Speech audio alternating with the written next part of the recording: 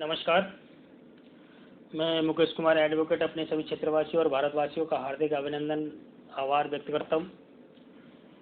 मुझे हमारे मित्र डिवाइस से राजेश कुमार व ग्रुप के अन्य सदस्यों ने मुझे निजीकरण और संविधान में नीति निर्देशक तत्वों के विषय में विचार रखने के लिए व्यक्तिगत रूप से कहा है, तो मैं आज एक ऐसे विषय के संदर्भ में चर्चा करना चाहता हूँ।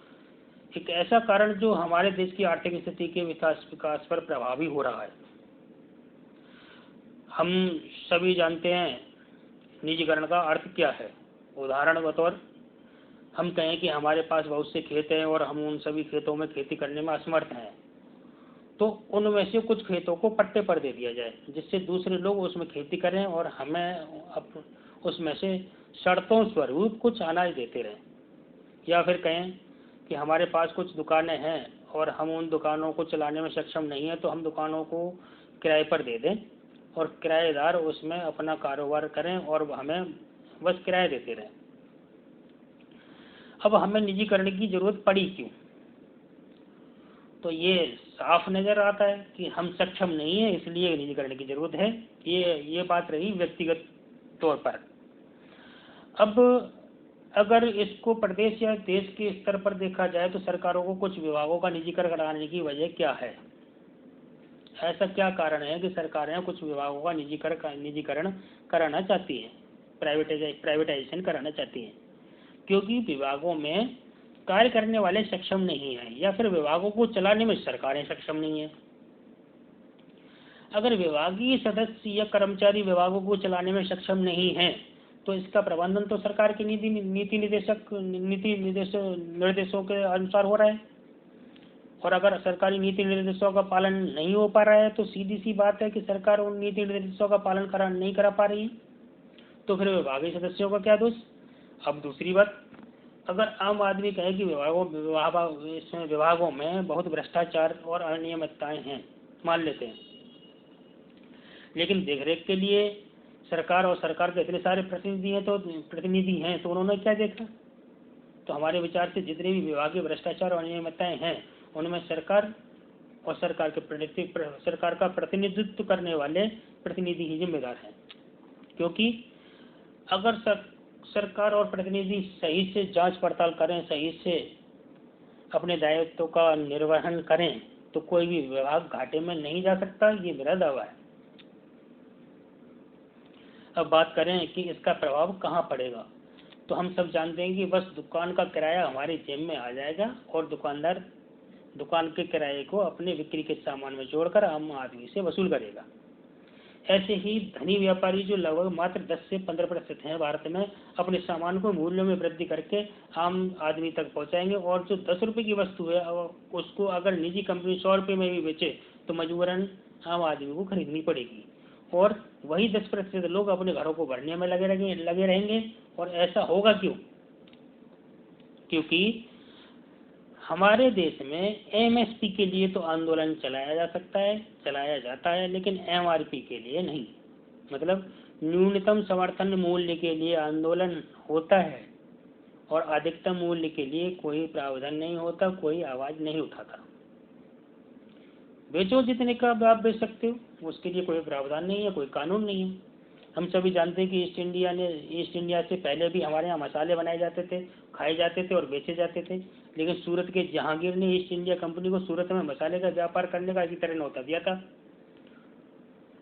और स्वदेशी मसालों के व्यापारों को खत्म करके ईस्ट इंडिया को बढ़ावा दिया। और उसका परिणाम क्या हुआ? हमें 100 वर्षों तक गुलाम बना दिया। लाखों लोगों की शहादत के बाद हमें आज़ादी मिली और अब फिर से वही रास्ते बनते जा रहे हैं। तो ईस्ट इंडिया की अवरुति मुझे आज भी याद है 1995 और 96 में जब हम 11वीं कक्षा में कुबेर इंटर कॉलेज में पढ़ते थे, मेरे साथियों और मेरे गुरुजनों को याद होगा कि उस समय माननीय मुलायम सिंह जी हमारे कॉलेज में आए थे। मैं यहाँ पर किसी पार्टी या नेता या सरकार को सपोर्ट नहीं कर रहा, बस जो मुझे अच्छा लगा उसकी सराहना कर रहा हूँ, उसकी प्रशंसा कर रहा हूँ। क्योंकि कोई भी कर्तव्य, कोई भी दायित्व पूर्ण निष्ठावान के साथ निभाया गया हो जो जनता के हित में हो, या कोई भी ऐसा कार्य जनता के हित के लिए किया गया हो जो सराहनीय है, कोई मायने नहीं रखता वो किसने किया, भले ही किसी के भी द्वारा किया गया है। हमें उसकी सराहना करनी चाहिए, प्रशंसा करनी चाहिए। इसलिए मैं उस समय की ये बात बोल रहा हूँ। उस समय माननीय मुलायम सिंह जी ने किसी भी राजनीतिक पार्टी पर निशाना नहीं साधा था, किसी भी पार्टी के विषय में कोई बुराई नहीं की थी। उन्होंने कहा था कि अगर कोई वस्तु 100 रुपये में बनकर तैयार होती है तो हमारी सरकार आने पर उसको 110 रुपये से ज़्यादा बिकने में 110 रुपये से ज़्यादा में बिकने नहीं दिया जाएगा। हर प्रोडक्ट पर ये नियम लागू होगा, चाहे वो अनाज हो, चाहे सीमेंट हो, चाहे साबुन हो। आपको याद होगा कि उन्होंने सीमेंट, अनाज, कई ऐसी वस्तुओं के विषय में बोला था। तो आज मुझे समझ आता है कि वो नीति बिल्कुल खरी थी, बिल्कुल सही थी। उन्होंने उसको माना या न माना ये बात अलग है, लेकिन उस समय उनके द्वारा रखा गया ऐसा विचार आज की परिस्थिति को देखते हुए पूर्णतः सही था और आज उसकी जरूरत भी है। आज किसी भी परिस्थिति को देखते हुए आज किसी भी कंपनी की बैलेंस शीट उठाकर देख लो, 10 से 12% तक का लाभ दिखाया जाता है और उसका परीक्षण करने वाले लोग विभाग के हैं और विभाग के डोर किसके हाथ में? सरकार के हाथ में। 100 रुपये की वस्तु को 110 रुपये में बेचो, कोई गलत नहीं है, टैक्स अलग से लो, लेकिन 100 रुपये की वस्तु को 190 रुपये में बेचो और उस पर टैक्स अलग से वसूलो और फिर भी लाभ, फिर भी जो प्रॉफिट है हमारा वो 10%। तो निम्न वर्ग और मध्यम वर्ग का तो मरना ही हुआ ना। इस भ्रष्टाचार पर सरकारें क्यों संवेदनशील नहीं होती? उनका रेवेन्यू भी तो इसमें जुड़ा है ना। आम आदमी हाथ पर हिसाब लगाकर वस्तु की लागत निकाल देता है, तो सरकार और विभाग क्यों नहीं कर सकते भाई? तो जो सरकारों के मसूबे हैं निजीकरण के, जब आप सही से आकलन नहीं कर सकते और सही से निरीक्षण परीक्षण नहीं कर सकते तो निजीकरण करके ही क्या कर लोगे? आप सभी जानते हैं कि अंग्रेजों ने भारत पर लगभग 200 साल तक राज किया। उसका एक कारण था कि उनकी प्लानिंग बहुत जबरदस्त थी। बुजुर्गों की कहावत है कि अगर किसी का घर बिगाड़ना हो तो उसके परिवार के सदस्यों में गलत आदतें डाल दो, मतलब उनको सही रास्तों से भटका दो। वही अंग्रेज करते थे। उन्होंने ऐसी कूटनीति और कानूनों के साथ साथ कुछ ऐसे प्रोडक्ट्स, मतलब कुछ ऐसी वस्तुएं भी भारत को दी जिससे हम उनकी गुलामी से उभर ना पाए। ऐसी ही एक वस्तु है सिगरेट। सन 1830 में एक कंपनी आई WHO एंड विल्स, उसका नाम बदल कर रखा गया ब्रिटिश अमेरिकन तंबाकू कंपनी, जो सिगरेट बनाती थी। भारत में उसने अपना तंबाकू का व्यवसाय किया और सिगरेट बनाई और बेची। हम सभी जानते हैं स्वदेशी आंदोलन जोरों पर चल रहा था और सारे भारतीय ईस्ट इंडिया के खिलाफ लड़ रहे थे। ईस्ट इंडिया के द्वारा बनाए गए सामान का बहिष्कार कर रहे थे, अंग्रेज सरकार का विरोध कर रहे थे। उसके बाद जब सन 1947 में भारत आज़ाद हुआ और आज़ादी के बाद ऐसी बहुत सी कंपनियों को भारत में ही रहने दिया, बस ईस्ट इंडिया को भारत से बाहर निकाला, क्योंकि हमारे नेताओं ने अंग्रेजों को वचन दिया था कि ईस्ट इंडिया को तो हमें देश से बाहर करना ही होगा, क्योंकि सबसे अधिक विद्रोह, सबसे अधिक बहिष्कार इसी पर है। बाकी की कंपनियों को भारत से बाहर नहीं करना पड़ेगा, और उन्होंने किया भी नहीं। तो सारी कंपनी को, जो बाकी की जो कंपनियां थी वो सारी की सारी कंपनियों को देश में ही रख लिया। और फिर सन 1970 में ब्रिटिश अमेरिकन तंबाकू कंपनी का नाम बदलवा दिया और उसका नाम रख दिया गया इंपीरियल तंबाकू कंपनी, मतलब इंडियन तंबाकू कंपनी। बाकी कुछ नहीं बदला गया। हमारी सरकारें हरित क्रांति के लिए प्रयास करती हैं, नए नए अभियान चलाती हैं। अगर कोई अपने परिवार का पालन पोषण करने के लिए या अपने परिवार के बच्चों को पेट भरने के लिए अगर पेड़ काट देता है तो उसको वन अधिनियम के तहत अपराध मान लिया जाता है। और ये कंपनी सिगरेट बनाने के लिए साल में लगभग 4000 से ज़्यादा पेड़ काट देती है, वो अपराधी नहीं है। आप सोच रहे होंगे कि मैंने इसका जिक्र क्यों किया। आप हाल ही में 16 सितंबर 2021 के अमर उजाला अखबार को पढ़िए। उसमें प्रकाशित खबर के अनुसार कृषि और किसान कल्याण मंत्रालय ने किसानों की आमदनी को बढ़ाने के लिए अब निजी कंपनियों के साथ हाथ मिलाया है, और वो कंपनियां हैं जियो प्लेटफॉर्म लिमिटेड, मतलब रिलायंस, और ITC लिमिटेड, इंपीरियल तंबाकू कंपनी, जिसका इतिहास मैंने अभी बताया है, Cisco, Idea, Infolabs limited, Ninja Cart, NCDEX, e market limited. अब ये कंपनियां अपनी दक्षताओं को किसानों के साथ साझा करेंगी। मेरी समझ में ये नहीं आ रहा है कि ये कंपनियां ऐसी क्या महारत रखती हैं, ऐसी क्या दक्षता इनके पास है, ऐसा कौन सा अनुभव इनके पास है जो किसानों के साथ साझा करेंगी। क्या ये कंपनियां पहले कृषि के क्षेत्र में अपने योगदान दे चुकी हैं? किसान अनाज पैदा करता है, खेत हमारे, मेहनत हमारी, अनाज हमारा और आटा कंपनी का बस लेवा लगा और मुनाफा पक्का। मुझे आज भी याद है, लगभग सन 1989-90 में जब हम बनवारी लाल स्कूल में कक्षा 4 में धर्मपुर में पढ़ते थे, और जब वहाँ से घर को आते थे तो धर्मपुर के जो बाग थे उनमें से निकलकर उदयपुर की तरफ आते थे, और रास्ते में देखते थे कि लोगों का पूरा परिवार हाथ से हथकरघा चलाकर सूत का कपड़ा बनाता है। पूरे परिवार के पास काम होता था। लेकिन सरकार आई और एक नया विकास किया और विदेशी कंपनी को बुलाया, उनका कपड़ा मार्केट में बिकवाना शुरू किया और उन परिवारों का व्यवसाय पूरी तरह से बंद करा दिया। न जाने कितने ऐसे लघु उद्योग थे जिनको विदेशी कंपनियों ने आकर खत्म कर दिया, और इसके लिए सरकारें तो जिम्मेदार हैं ही। मैं किसी एक पार्टी के लिए नहीं बोल रहा, किसी एक पार्टी के लिए, किसी एक सरकार के लिए नहीं बोल रहा, क्योंकि सभी पार्टियों ने अपनी सरकारें चलाई हैं, किसी ने कम किसी ने ज़्यादा, सबको समय में लाया। और इसके साथ साथ फिल्म इंडस्ट्रीज भी इसमें शामिल हैं। बदकिस्मती से उन्हें स्टार या सेलिब्रिटी कहते हैं। उन्हें बस पैसा मिलना चाहिए, वो युवाओं को आकर्षित करना शुरू कर देंगे कंपनी का प्रोडक्ट बिकवाने के लिए। भले ही देश खत्म हो जाए, तो देश के लोग मारे जाएं, कोई फर्क नहीं पड़ता उन लोगों को। मेरा मानना है कि अगर सरकारों द्वारा उन लघु उद्योगों को प्रोत्साहित करके उन्हीं परिवारों द्वारा बनाए गए कपड़े की गुणवत्ता में उसकी क्वालिटी में सुधार कर बाजार में बेचा जाता, तो आज उन सभी परिवार के पास अपना रोजगार होता और आत्मनिर्भर होते। अब बात करते हैं नीति निर्देशक तत्वों की। जब हमारा संविधान बना था, उस समय संविधान में प्रावधान किए गए कि सरकारों का दायित्व होगा कि ऐसी नीति निर्धारण करें जिससे जनता का भला हो, आम नागरिक का विकास हो और आर्थिक स्थिति पर जोर दिया गया। उसके लिए संविधान के भाग 4 में अनुच्छेद 36 से 51 तक सम्मिलित किए गए और अनुच्छेद 38 से 51 तक राज्यों के नीति निर्देशक सिद्धांत शामिल किए गए, क्योंकि किसी भी स्वतंत्र राष्ट्र के निर्माण में मौलिक अधिकार तथा नीति निर्देशक तत्वों, जिनको अंग्रेजी में हम directive principles of state policy कहते हैं, ये महत्वपूर्ण भूमिका निभाते हैं। और ये सबसे पहले आयरलैंड के संविधान में रखे गए, जहां से हमारे संविधान रचयिताओं ने कॉपी किया। इनमें जो विषय थे वो ये थे कि राज्य लोक कल्याण की अभिवृद्धि के लिए सामाजिक व्यवस्था बनाएगा, राज्य द्वारा अनुसरणीय कुछ नीति तत्व,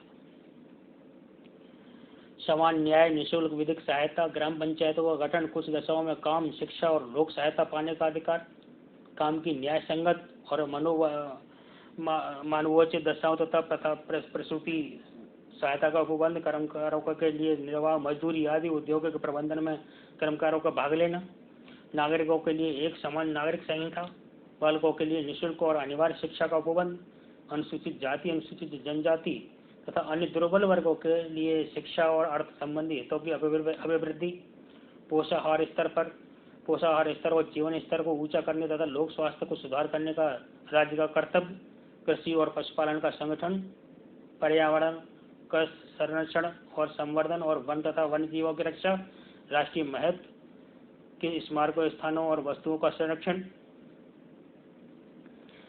कार्यपालिका से न्यायपालिका का पृथक्करण, अंतर्राष्ट्रीय शांति और सुरक्षा की अभिवृद्धि। और इन सिद्धांतों का उद्देश्य प्रजा के लिए सामाजिक, आर्थिक और स्वास्थ्य कल्याण के लिए न्याय सुनिश्चित करना था। भारत के प्रत्येक राज्य को कल्याणकारी राज्य के रूप में स्थापित करना था, जिससे सरकारों की जवाबदेही बन सके और दायित्व बन सके उनके। अब आप सोच रहे होंगे कि मैंने अनुच्छेद 38 से 51 तक का तो जिक्र किया, लेकिन 2 को छोड़ दिया, अनुच्छेद 36 और अनुच्छेद 37 को। वो इसलिए कि अनुच्छेद 36 में राज्यों की परिभाषा को सम्मिलित किया गया है, लेकिन अनुच्छेद 37 का विषय बहुत ही संवेदनशील विषय है। अनुच्छेद 38 से 51 तक सरकारों का दायित्व तो निर्धारित किया गया, लेकिन अनुच्छेद 37 में कहा गया कि ये तत्व किसी न्यायालय में या किसी न्यायालय से लागू नहीं करवाए जा सकते। यह तत्व वैधानिक न होकर राजनीतिक रूप रखते हैं ना तथा मात्र नैतिक अधिकार रखते हैं। वे ना तो कोई वैधानिक बाध्यता ही राज्य पर लागू करते हैं न जनता हेतु अधिकार कर्तव्य। वे मात्र राज्य के लिए ऐसे सामान्य निर्देश हैं कि राज्य कुछ ऐसे कार्य करे जो राज्य की जनता के लिए लाभदायक हों। अनुच्छेद 37 में परिभाषित है कि राज्य के नीति निर्देशक तत्व संबंधी प्रावधानों को किसी भी न्यायालय में या किसी भी न्यायालय द्वारा परिवर्तित नहीं किया जा सकता है।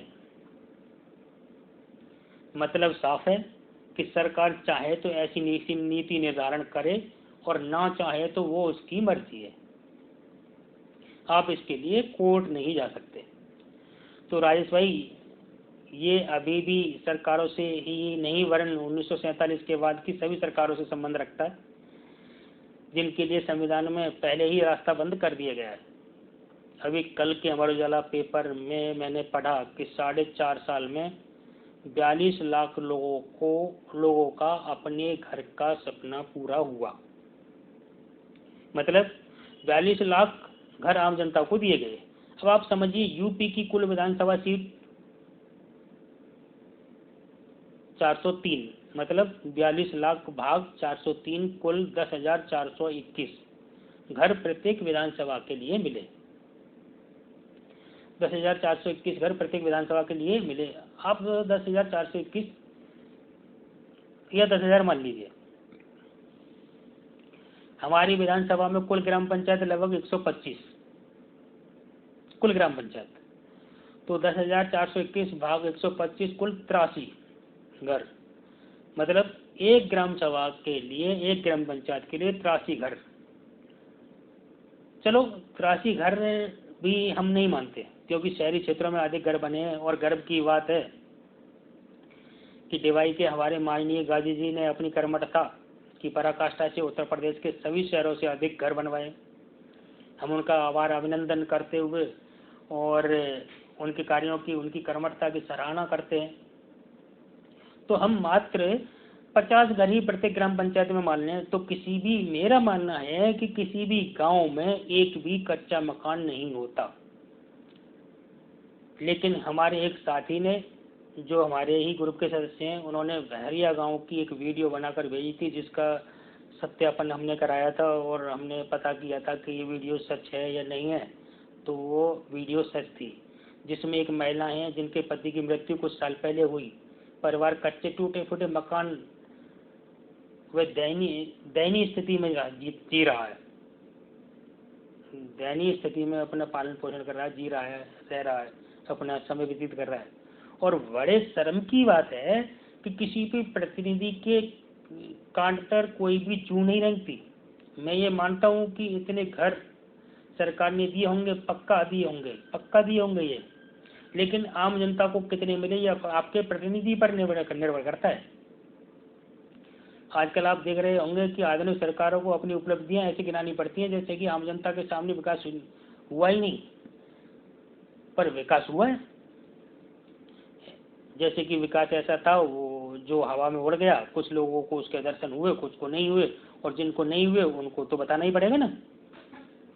मैं समझता हूँ क्षेत्रीय विकास एक ऐसा विषय है जिसका एक पत्ता भी हिले वो भी आम आदमी की नज़रों में, दिल दिमागों में बसता है। लेकिन अभी हाल ही में, अभी जल्दी में ही माननीय परिवहन मंत्री श्री अशोक कटारिया जी बुलंदशहर आए। वो इसलिए कि 4.5 साल की उपलब्धियों पर प्रकाश डालना था। तो मेरे समझ नहीं आया कि विकास हुआ तो उसे आम आदमी को गिनवाने की क्या जरूरत पड़ी। मेरे व्यक्तिगत विचार से कोई भी राजनीतिक पार्टी विकास का आधार नहीं होती, बल्कि प्रत्याशी की व्यक्तिगत छवि को छुपाने का कार्य करती है। और आम आदमी इस भ्रम में रहता है कि ये उस पार्टी का प्रत्याशी है तो विकास जरूर होगा। ये समझने योग्य तथ्य है कि जब तक आपका प्रतिनिधि कर्मठ नहीं होगा, आपका प्रतिनिधि आपकी आवाज को, आपकी दुविधा को, आपकी समस्या को एक सही आकार में, सही रूप से रूप में सरकार तक पहुंचाने में सक्षम नहीं होगा, तब तक विकास पैदा नहीं होगा। आप कितनी भी कोशिश कर लीजिए, तब तक आपको समाधान नहीं मिलेगा। आपको सोचना होगा कि आपका प्रतिनिधि आपकी आवाज को सरकार के कानों तक पहुंचाने में सक्षम है या नहीं। जातिवाद और पार्टीवाद को दरकिनार करना होगा, जिससे आपको 5 साल तक ये कहना ना पड़े, ये गिलानी ना झेलनी पड़े कि इसको अपना प्रतिनिधि बनाकर हमने भूल की। और हमारे ऑनरेबल इलाहाबाद हाई कोर्ट ने कल के पेपर में 22 सितंबर के अमर उजाला में प्रकाशित कराया है कि वोट देते समय वोटर खुद भी इस बात को सोचें कि आप क्षेत्र को या देश को किन हाथों में दे रहे हो। मतलब जिसको आप वोट दे रहे हैं वो सक्षम है या नहीं है।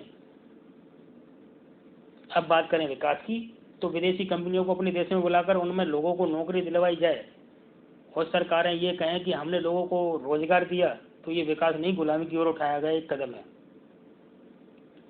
सरकार का आर्थिक विकास तभी संभव है,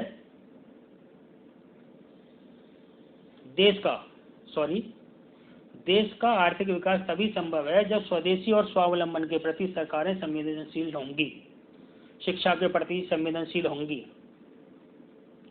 मैं कुबेर इंटर कॉलेज जवाई का छात्र रहा। 1997 में जब हम पढ़ते थे, हमारा एफ सेक्शन था जिसकी डेली रूम में क्लास चलती थी। उस समय भारत की जनसंख्या 100 करोड़ थी।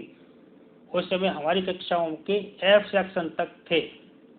हमारे विद्यालय में, हमारे कॉलेज में कक्षाओं के एफ सेक्शन तक थे।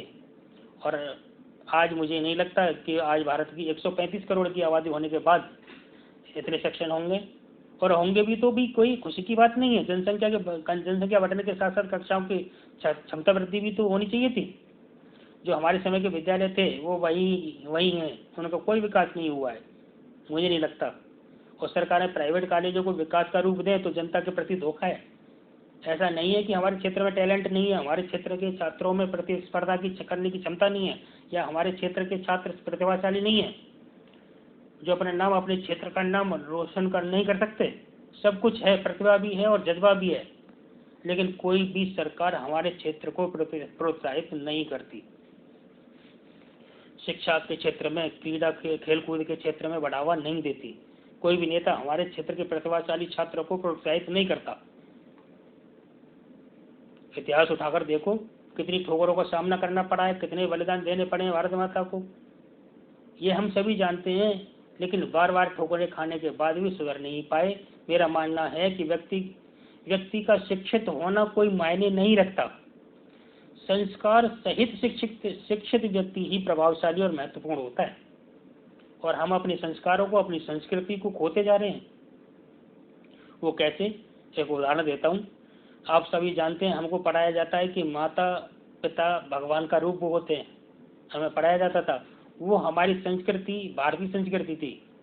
लेकिन वर्तमान में मैंने एक बच्चों की किताब, अंग्रेजी की किताब में एक जगह देखा कि अंग्रेजी का जी लिखा था और आगे लिखा था जेंटलमैन, और फिर अंग्रेजी की किताब में एक जगह वो जी लिखा था और आगे लिखा था जेंटलमैन, और फिर आगे एक सूट बूट और टाई लगाए हुए एक आदमी का चित्र। अब बेटा उस जेंटलमैन को देखकर अपने किसान पिता की ओर देखता है जो पजामा और शर्ट पहने हैं। क्या वो अपने पिता को जेंटलमैन मानेगा? मुझे नहीं लगता कि वो मानेगा। और एक बात, वर्तमान में बढ़ते अपराधों का कारण कुछ हद तक हमारी शिक्षा पद्धति भी है, जो मैकाले ने हमें गुलाम बनाने के लिए बनाई और हमारी शिक्षा, हमारी संस्कृति को बर्बाद कर डाला। किसी को मार कर खाए ये विकृति है, किसी को मार कर खाए ये विकृति है। वो अपना खाए, मैं अपना खाऊं, ये प्रकृति है। लेकिन वो खा सके इसकी चिंता करके मैं खाऊं, ये हमारी संस्कृति है। अंत में मैं यही कहूंगा कि देश का विकास करना है तो स्वदेशी स्वावलंबन को अपनाना पड़ेगा। शिक्षा और अपने छात्रों की प्रतिभा को बढ़ावा देना होगा और ये हम सभी को ही करना है। कोई भी पार्टी विकास का आधार नहीं होती। विकास का आधार केवल प्रतिनिधि पर डिपेंड करता है, प्रतिनिधि पर निर्भर होता है। देखना समझना हम सबको है। मुझे लगता है राजेश भाई और हमारे सम्मानित सदस्यों को उनके प्रश्नों का उत्तर मिल गया होगा। इसी के साथ ही जो मेरे क्षेत्रवासियों ने इतना बहुमूल्य समय निकालकर मेरे विचारों को सुना, उनका व समस्त क्षेत्रवासियों का, वैसे अपने समस्त गुरुजनों को और भारतवासियों का हार्दिक अभिनंदन आभार व्यक्त करते हुए सभी को मेरा सादर प्रणाम। नमस्कार।